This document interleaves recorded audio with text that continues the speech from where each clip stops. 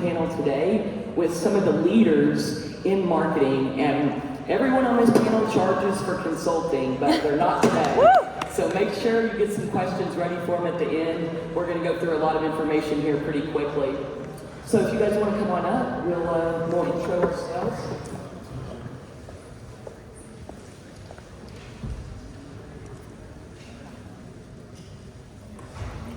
All right, awesome. Okay, I'm going to start with you, Max. If you could tell us just a little bit about yourself and your role here in Cannabis. That's it.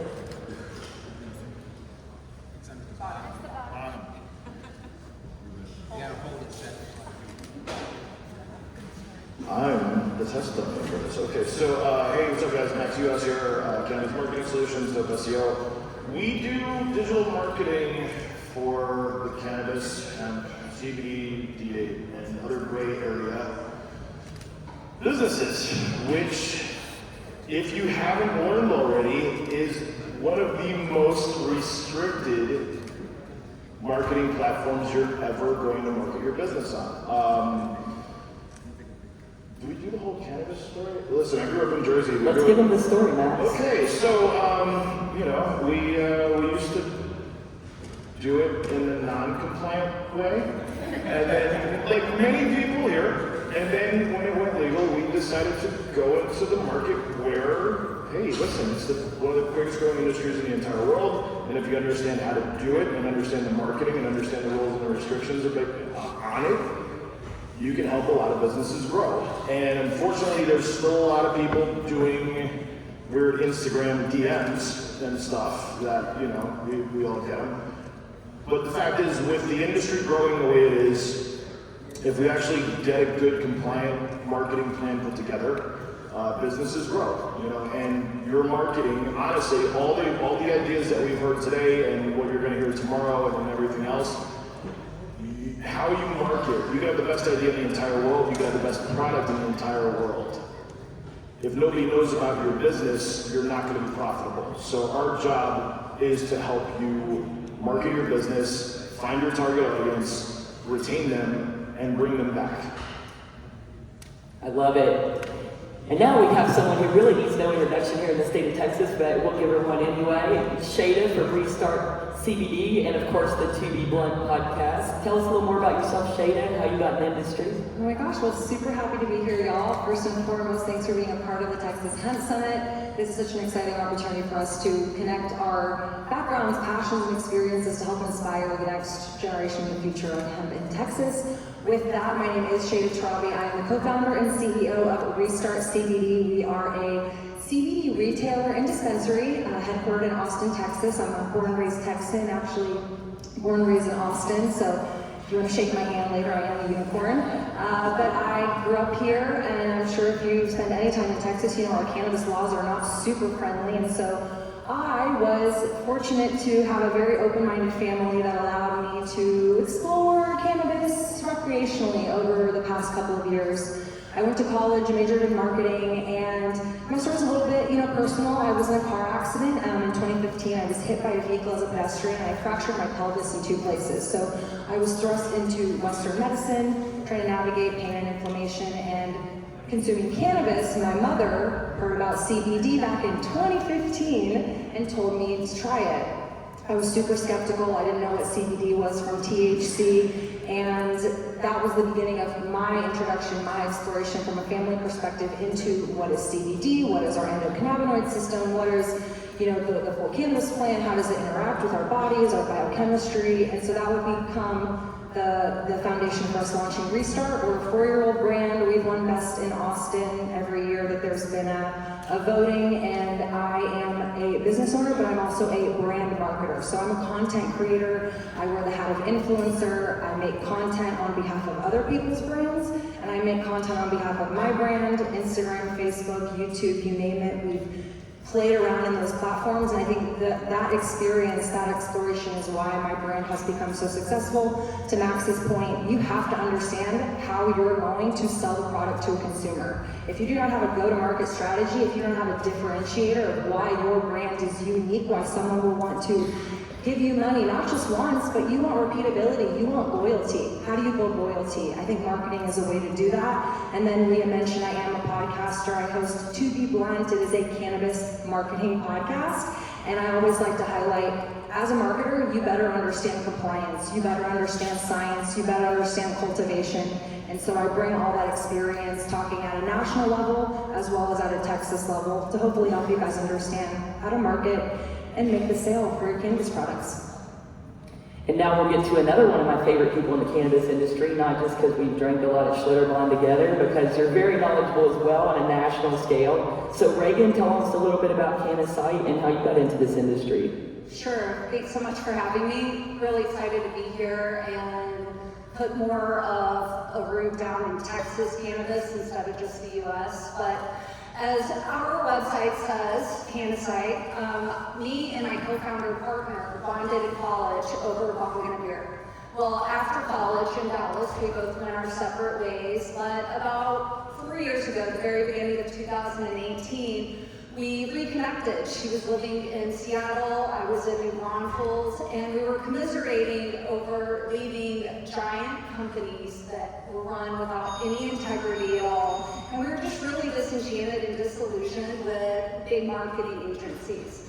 So we knew that there was a great need and niche for marketing in cannabis, everywhere from Seattle where it started down to the Farm Bill being passed a year later. So literally all over the US, but we didn't want to do it the same way we had been taught and had been working our whole lives. So we said we're going to build our own company, women-owned, women-operated, and it's going to be based on being transparent, responsive, and fast. And that's just what we've done. The whole reason we did our price scheduling the way we did is because we believe everybody deserves good access, equal access to a well-built website.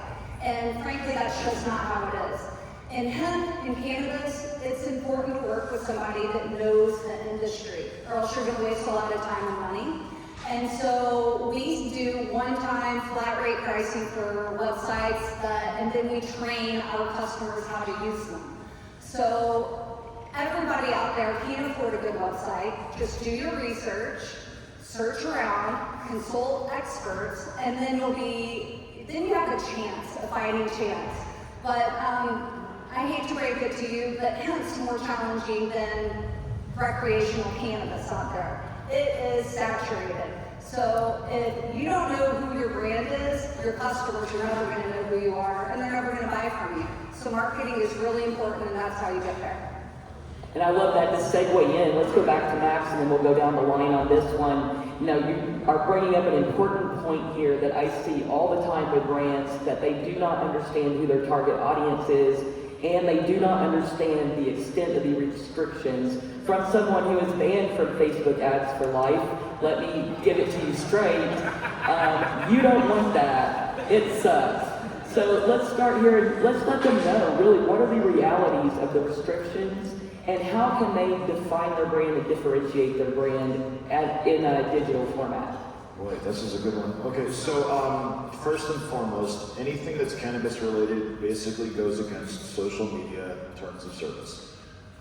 That's Facebook, that's Instagram, that's TikTok, that's LinkedIn's been a little bit more friendly recently, but for your primary social media, my Instagram, your Instagram's going to get shut down. Your Facebook's going to get shut down. It just happened to a client of ours yesterday. We're putting up. This is why we recommend backups.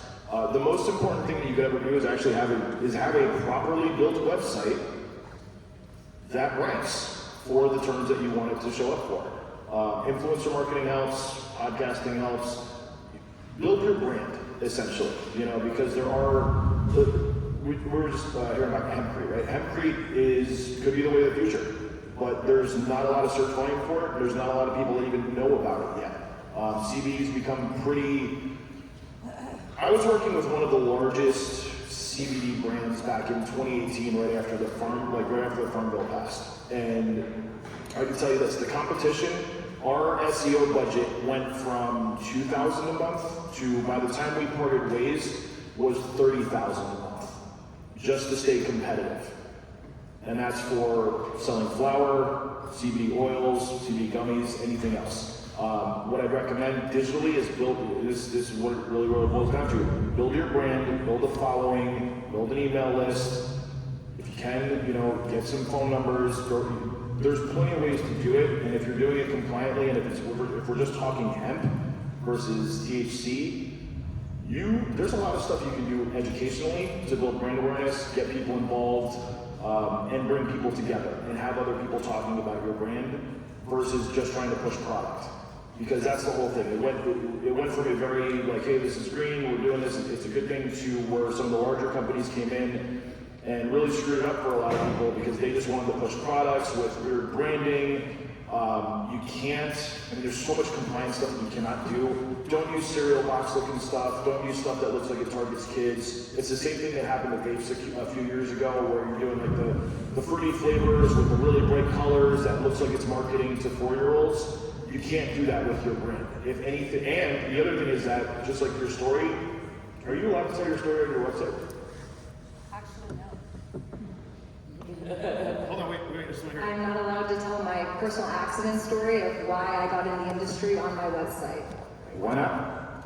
Because it's me making a claim about a medical application for cannabis. There you go. And you cannot make medical claims about cannabis. And look at that FDA letter, right? Yeah, or we've had clients before that actually got the takedown letter from the FDA because they were making medical claims. Now there is FDA proof that CBD helps, but it's not your grow, it's not your batch, it's not your COA, and you cannot use that on your site to prove that CBD is helpful.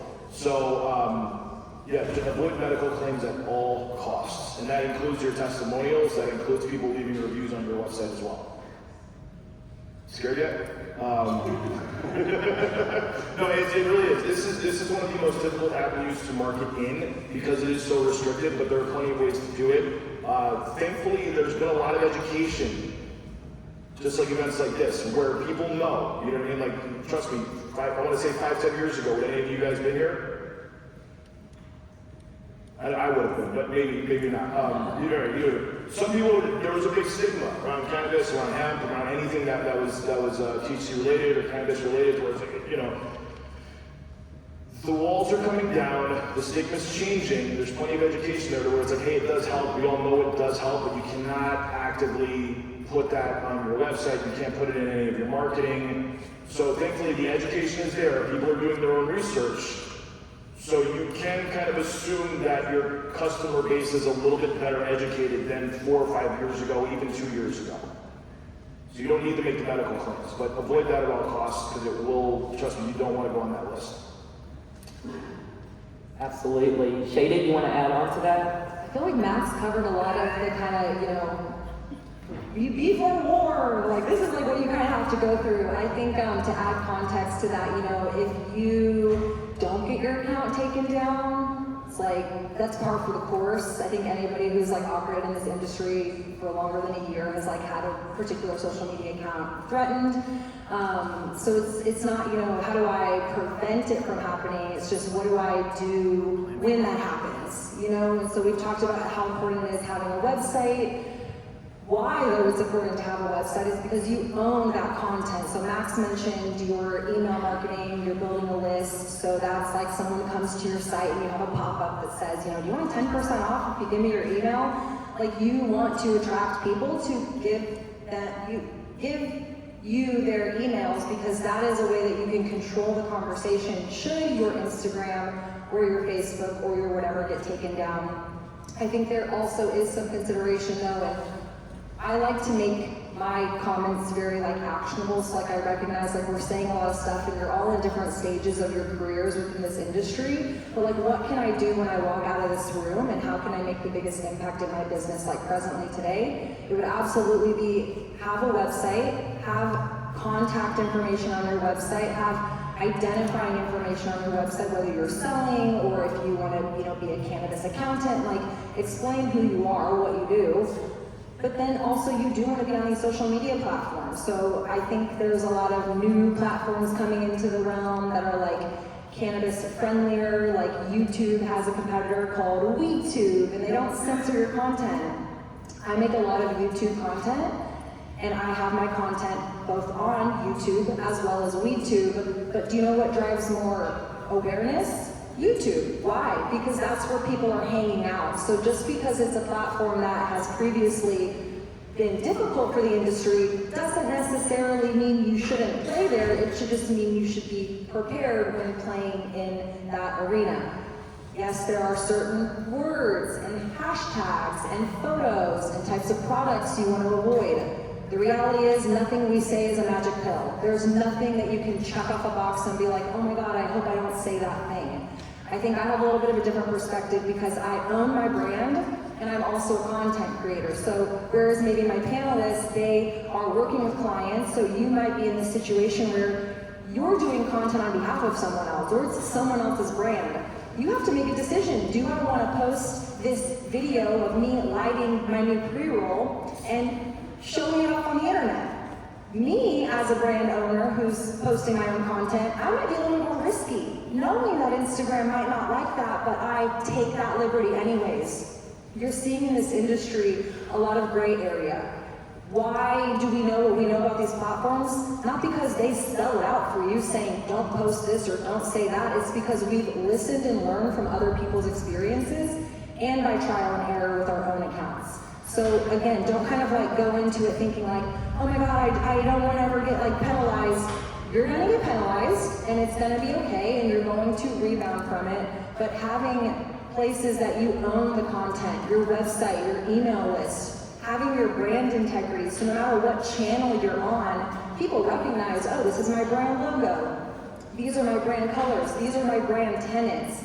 And building loyalty, I think, is the most important thing you can do. So even if you lose your account, you still have a way to connect to your audience and you have built up a reason for those people to want to stay loyal to you, which again, my whole, kind of goal for this is you don't want to just make a product and sell it today. I mean, maybe you do if you're one of those accounts on Instagram that's like sliding into the, selling things with emojis and stuff, and like that's fine if that's your brand. But I think again, a lot of us are really passionate about seeing this industry thrive in Texas, especially, and we want it to be built for the long haul. And so, like, how do you do that?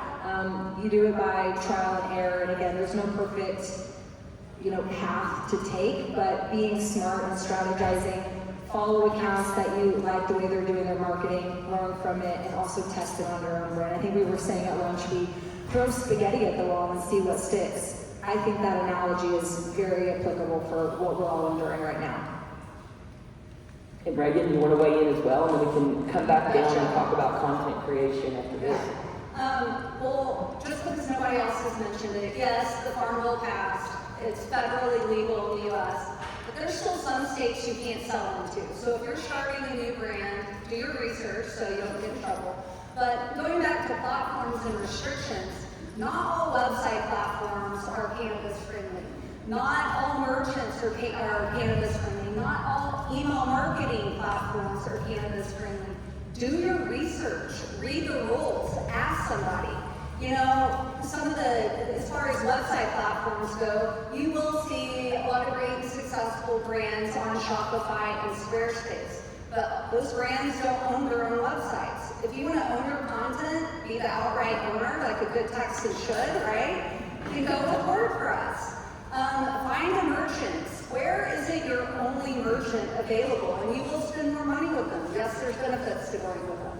And then there's a lot of great cannabis email marketing platforms out there that are really cannabis friendly, and it says so, and there's some that's not. So do your research, because I can't tell you, when we first got started 4 years ago, it was 3 times a month I would get a call and say my website was taken down. I didn't know it could be on Wix, or I didn't know I couldn't do this on Squarespace, and it was taken down. They're like, can you rebuild it? I'm like, yeah, but you don't have that website anymore. They own it. We're gonna have to start completely over. Did you take screenshots? No, I don't remember. Maybe, I don't know. Well, we're gonna have to start the process all over. Websites are expensive. It's a huge investment, and your entire success of your brand relies on it. So do your research, take the time, and it's a marathon, not a sprint. So websites aren't like, if you build it, it won't come. You have to keep putting in a lot of work to it for the life of the website. So make sure you start right with the right foundation and platform. I love that. Well, let's get on to giving them some tips on content creation. Let me just say, first of all, there are not 1,000 people liking any bottle of CBD ever. Those are bot likes. I'm sorry, we have to say it. So how can they create actual content that's going to engage their audience and differentiate their brands? Oh, this is a really good question. Okay, so one of the things that we like to focus on, here we go, nerd terms, buyer intent. Buyer intent searches versus broad-based searches. Buyer intent searches are what somebody's looking for when they're actually looking to make a purchase. Reviews are another thing that are huge. Who here got an Amazon package in the last week? Okay, whoever didn't raise their hand. You probably have them delivered to your house. Do you buy anything without reading reviews anymore? No. Why? Because COVID trained us to do online shopping. It went up like 80,000% during COVID. People don't buy products that they don't trust. Reviews are one of those things that everybody needs. Okay, now we do have to be very careful on what we're actually reviewing, what we're saying in our reviews, but there's plenty of ways to do third-party reviews on your own products, or get reviews on other sites that do reviews, or send, if it's hemp, as long as there's not a restriction in the state, you can't ship THC across state lines, but you can ship CBD to most states still. You can ship other products to most. And I'm not a lawyer, so I'm not going to tell you to ship hemp, but you can get plenty of people that can review your products, test your products, try out your products, do unboxing videos. Unboxing videos are probably one of the greatest things that anybody has ever done. It's the weirdest niche, whatever, you know, but there's channels out there dedicated to, let's just check out what we got today. It helps build brand trust, and some of those people have huge followings in the space that can bring brand awareness to your brand. And if the product's good, and if they say, hey, this is great, you'll get more traffic to your website. And if other people are talking about it, other people are going to buy it. You don't buy anything with 0 reviews or bad reviews. And 0 reviews are just as bad reviews when it comes to this. So if you're building a brand, listen, throw a party, do some type of event, get some people there, get some people talking about your brand, and hey, listen, I'll give you a free sample, leave me a free review. Everybody does it. Okay, you don't go to a CBD store and it's like, hey, we'll give you a 5% off coupon. You know, I was a big vapor when vaping was thing. You know, it's like, hey, I'll give you 20% off if you leave us a review on Google, or if you leave us a review on Facebook, or if you leave us this. There's ways to get reviews to build trust with your customer base. So going back to buyer intent, if you're now one of the CBD companies, or one of the hemp companies, or one of the cannabis companies coming into the space, people are going to shop around. They're not just going to see your business and be like, oh, you need to buy from them. Because, you know, there are organizations who are like, oh, they're Texas-based, we should buy from them. But there's other people who are going to be like, listen, I'm going to test this out to make sure I'm not wasting my money. Have that content there. This can be done through YouTube, this can be done through podcasts, this can be done through blog posts, this can be done through review sites. There's so many different ways to review a product and to leave a review on a product. And it could just be somebody that's like, I really love their product. Just make sure they say, just make sure they don't say, it helped me with my pain and I've been dealing with this for forever. Because then it becomes, you can't use it anymore. You can't put it on your website. I love it. Shada, you have some, I know you have a lot to weigh in on this from the influencer background. Content is queen, right? I mean, if you're not making content, what are you doing? So many things to say. I think when it comes to content, again, there's so many ways to kind of approach it. I think most people think, oh, content, like the content I consume when I'm mindlessly scrolling Instagram at 10 p.m. when I should be asleep. You know, like, oh man, I gotta make posts, I gotta make reels. Like, how do I do that? How do I keep up with all of that? That is content for sure, and I would say if you want to participate in these social media platforms, there's kind of 2 ways to look at it. One, you can just have a static post or a static page with your email and your website and your address if you're a retailer, and you know, maybe you're agreeing to post once a month or something. It's not like as frequent as maybe I post like once a day. But if you're somebody who's trying to grow and engage that account, you maybe want to figure out how to make reels. You know, like the platforms are introducing these new features, you want to participate, and that's how your content is going to rise in, you know, views or reach or exposure. So there's kind of content, I would put that like social media, Instagram, YouTube, things like that. But then there's maybe like the unsexy content that people don't really talk about, which is the photos on your website, you know, like your product photos, what are you using in your email marketing, especially for brands that are e-commerce first, or which is like a majority of their business, how you showcase that gummy or that bud or that packaging to a consumer on your website is, you know, to Max's point again, we're all consumers. Like, I always put myself in that bucket first. Like, when I'm looking at a website, what makes me want to buy these jeans? What makes me want to buy that, you know, purse or whatever?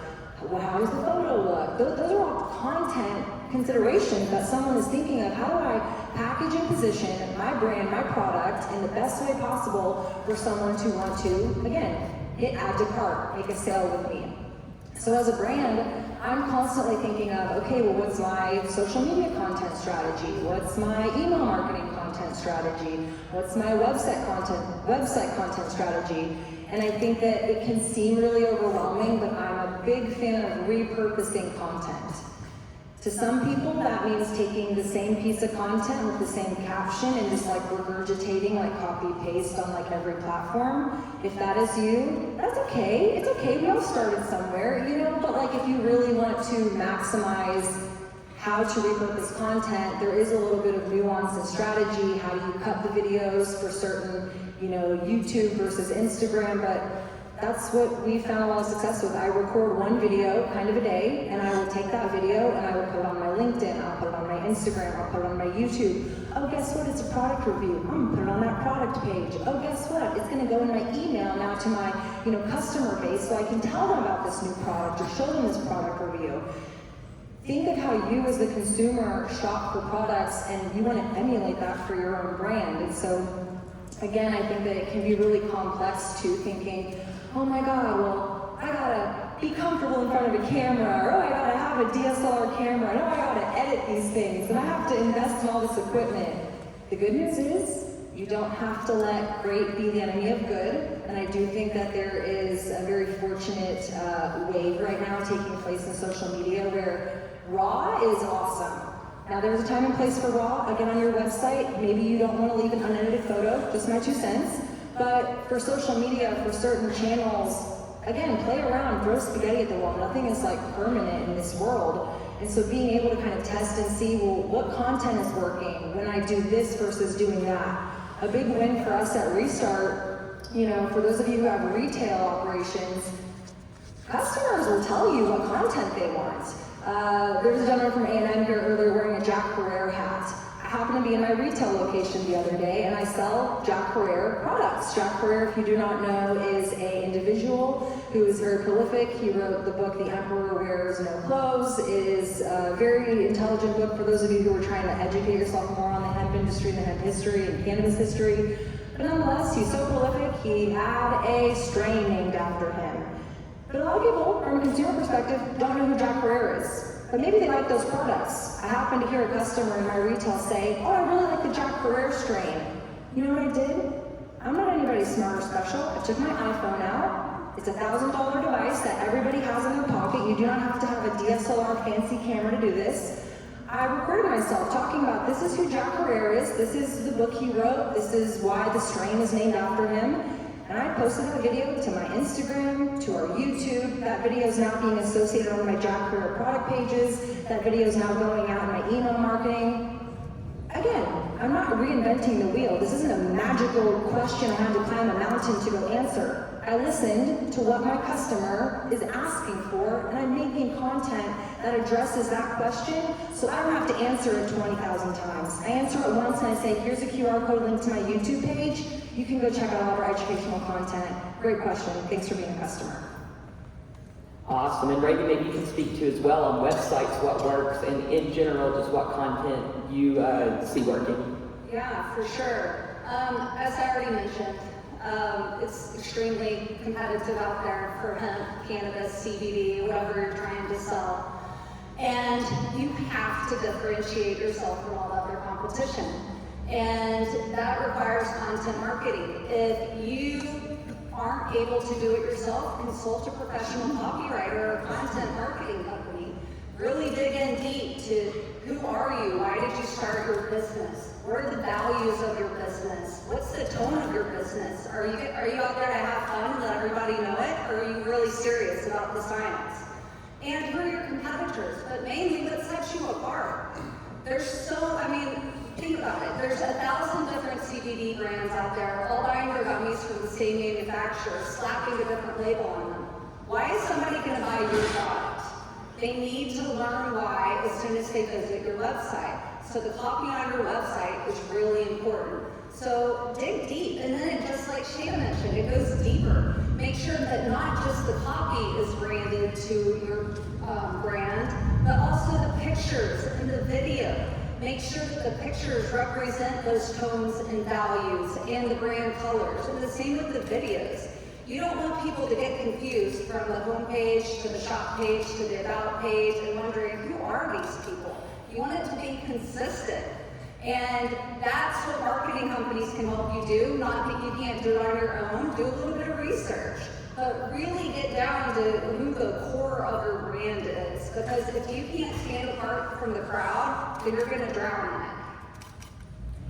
Yeah, I think those are some really critical points there. I say, like, you have to know who your perfect client is before you're going into this game. Otherwise, you're going to waste so much time, and you're going to create content that does not attract them. So really getting that honed down, like, who am I marketing to? And then being very niche with that is going to help you as well. If it's a product for athletes, think of all the amazing content that you could build around amateur sports and into collegiate and pro sports, etc. So getting that niche down, I think a big takeaway from this content conversation. Well, let's go on. I want to leave some time for questions for all of y'all. So let's just wrap up with one piece of advice you'd like to leave them with today, and then we're going to get to some questions from the audience. Best piece of advice. Go into it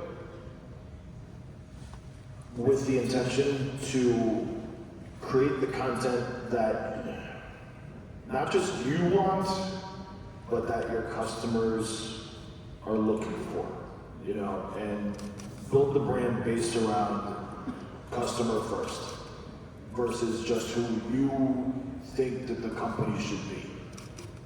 Because that will make a difference. Yeah.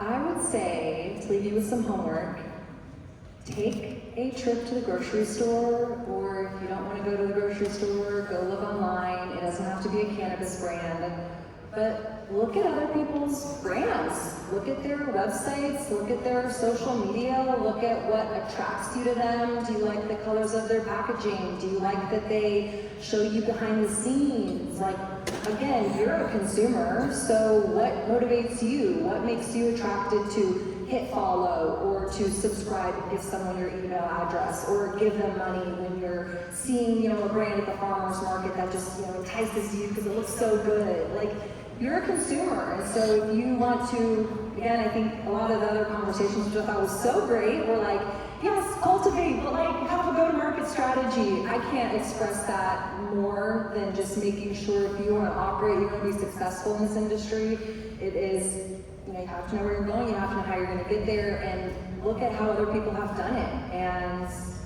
try to imitate it yourself. And the best way to do that is to, you know, put some intention into what are brands that you look at, why do you look at them, and how can you apply those tips into your own brand or business. My advice would be just launch.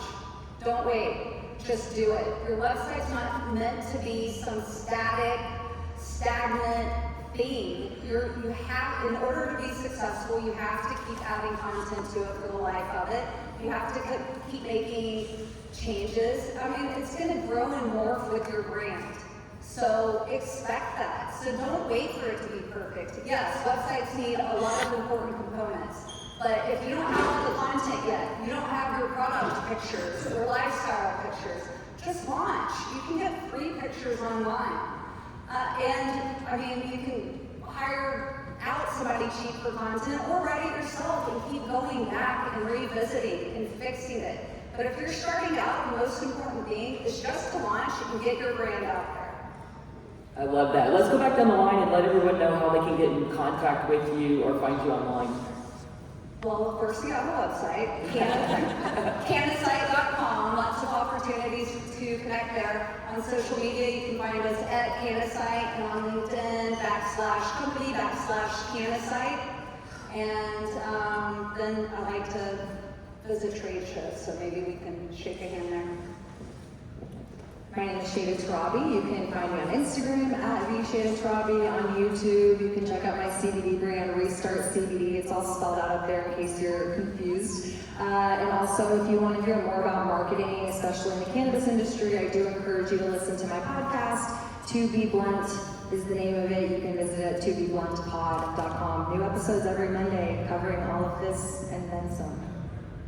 Okay, so I'm not going to have you pronounce my last name because it's a Hungarian telemarketer's nightmare. But dopeseo.com, Instagram, dopeseo.com, LinkedIn, dopeseo is just basically the easiest way to find us. And funny enough, just going to your point, when we launched Dope SEO, I had a guy email me today that was like, hey man, you haven't had a blog post up in 7 months. Yeah, I know, we've been busy. So you can basically launch and jumpstart. And for us, because as a digital marketing company, listen, I haven't put a blog post up in 7 months. The site ranks really, really well. We get tons of traffic from the site. But we built it with the intention that we were going to make it better. And now we've just been too busy making other people's businesses better. So, anyway, dopeseo.com. We were talking earlier about how you never do for yourself what you can do for others, you know. I'm tired, man. And I'm Leah Alexis, of course, Greenlight Events and HempBusinessBuilder.com. You can find me online at both of those places and on Instagram and at Hemp Tours as well. So let's get to all of y'all. What questions do you have? We've got a lot here. Okay, I'm going to go. First one was right here with the gray. Alyssa, okay, we're going to get the mic over to you. That's you, yes, sir. You won the question roulette. Congratulations. So my name's Chuck. I have a chocolate company called Revolution Chocolate Company. I started in the medical marijuana market in Oregon, went to recreational. They made it impossible to do edibles in the very beginning. So now I moved here. My mom's husband died, so I was like, what am I going to do in Texas? And then I discovered Delta 8.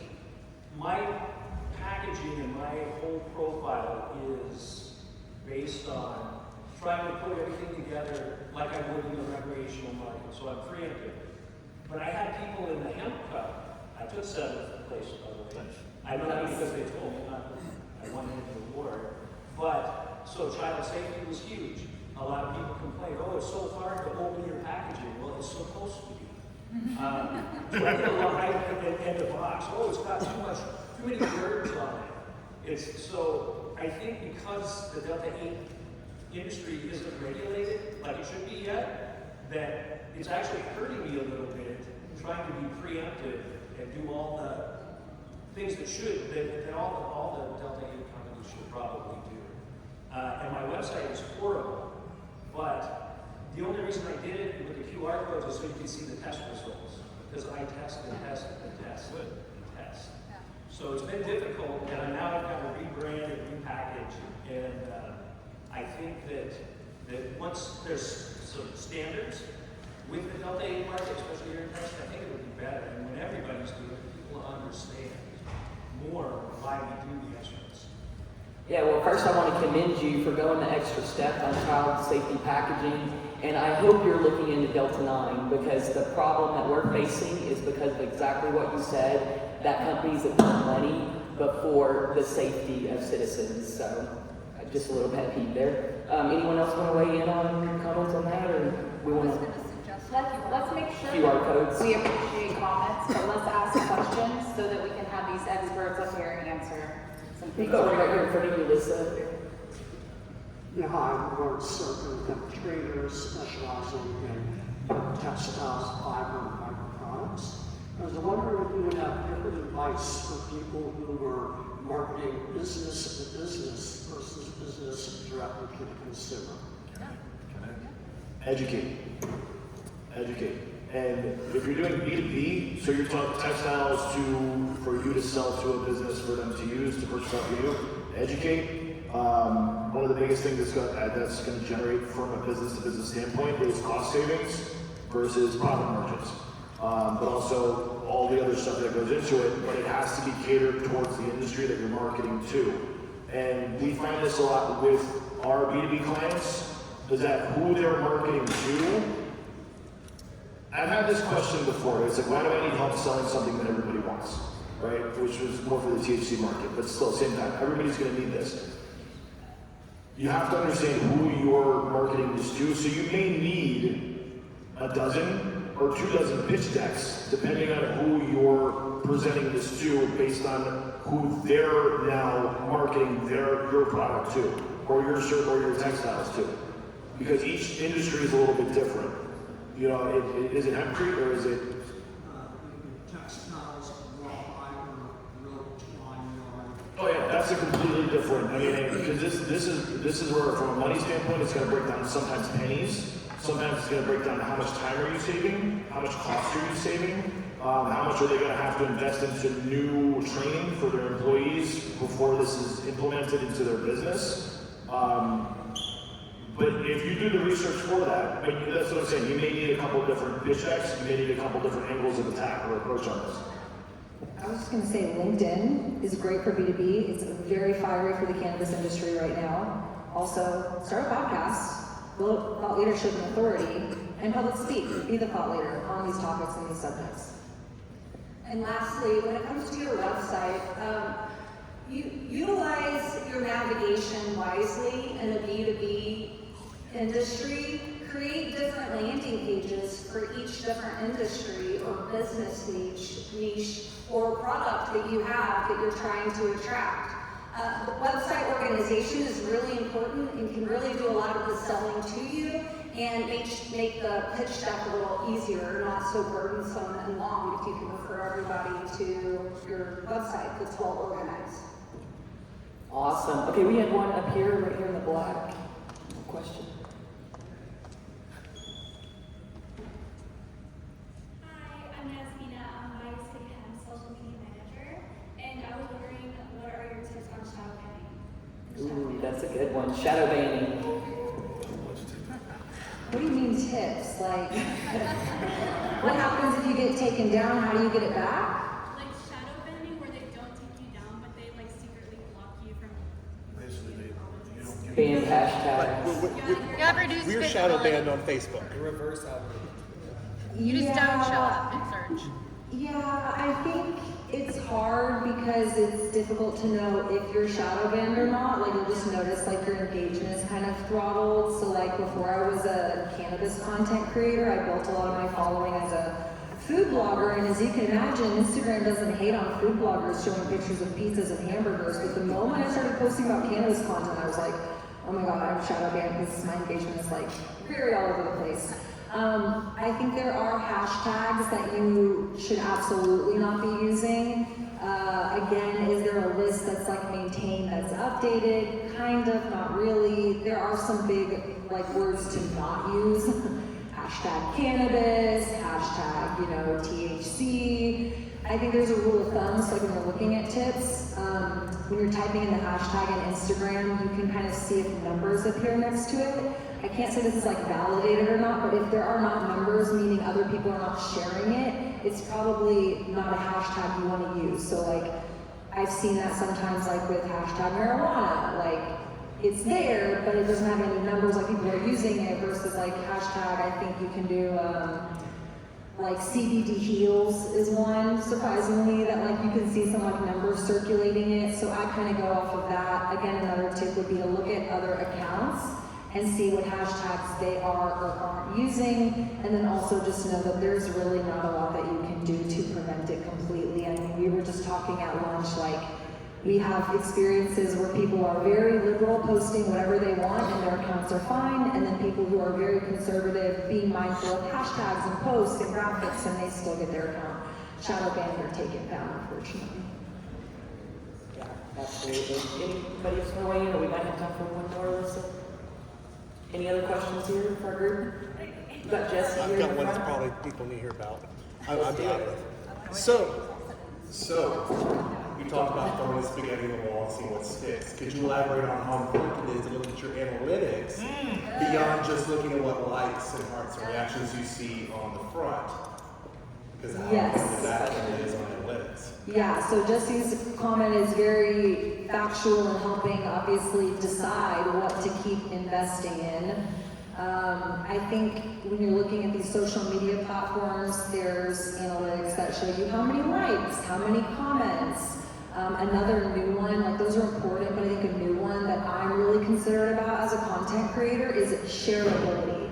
Am I making content that someone else is going to want to share? I made a video the other day on hemp derived Delta 9. It's obviously a very popular cannabinoid in our industry, and I was talking to Dalton earlier, and he's like, Shayna, great video, I shared it with 10 people. I was like, good, that's the purpose. I wanted you to share it. So when you're making content, again, I think Leo was saying, you don't just want to post a picture of like your product bottle. You're thinking like, how can I make this content go farther faster? And so looking at, I think, shareable, which is like the little like mail button on Instagram. So it's like how many times was this content shared is sometimes more valuable to me than how many likes I got or how many comments I got. Obviously looking at sales attributed if you can, connecting between certain social media platforms. It's difficult to like directly correlate, okay, well I posted about this product and I can't see how many people clicked it because we can't actually have those tools, but again, I can release a video on, I think I just did one on like an herb vaporizer called the Mighty Plus. It's by Stores and Pickle. I love their products. And when I post that video on YouTube, I had a retail employee of mine call and say, oh, I had a customer, they just saw your YouTube video and they're like wanting to come in the store and like buy this product. So it's a little untangible in our industry. I'm sure they have more on the website, kind of like ways to look at analytics, but I think when you're looking at this content, again, understanding like what your purpose is. I don't just want to see that my video has 100,000 views, but if that video links to people coming in the store and buying, then that's a plus of like me continuing to make that content.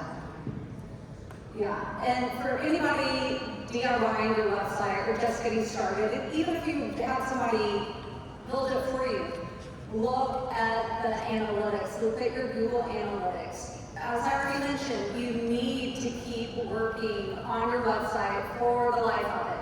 But you also have to pay attention, see what's working, see what the high bounce rate on what pages is, and then try to reword it, try putting different pictures if it's important. But people stick around because they're engaging and they're relating and liking what is on a page. They're bouncing because it doesn't apply to them and they never wanted to land there anyway.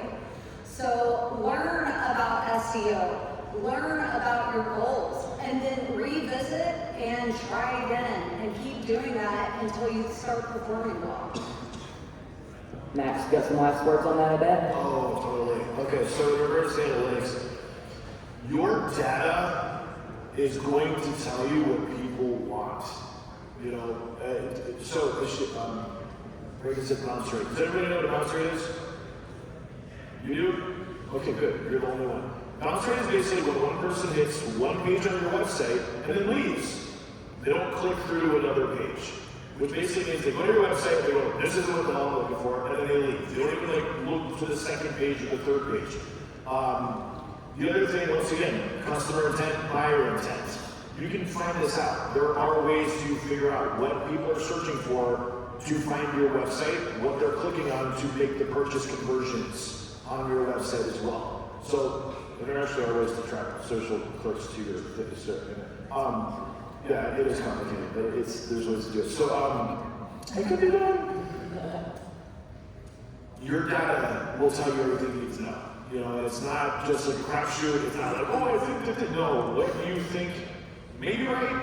Odds are, if you dig into the data, you will figure out what people are searching for, what's driving the traffic, what's converting, what's going to do the sales. And 9 times out of 10, it is not what you think it is.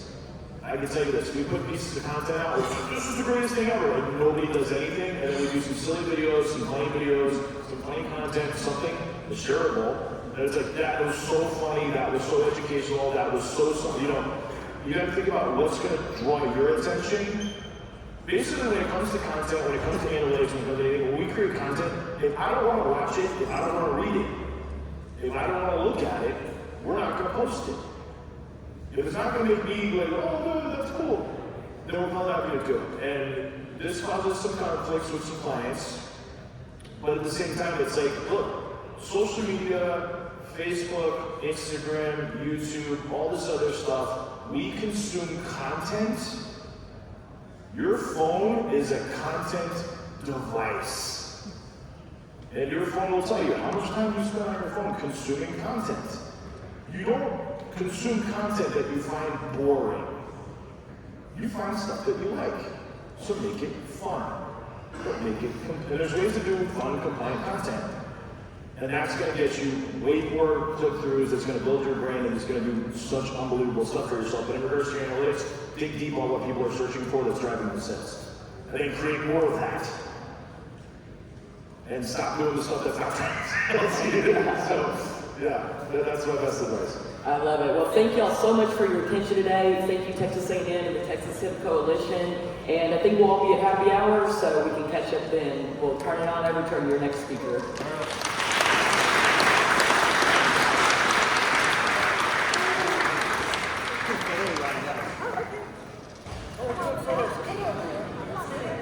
We're going to take a quick 5-minute break, so please use the restroom, get some water, and we're going to come back and have our hemp research and academia panel. So please don't miss that. 5 minutes.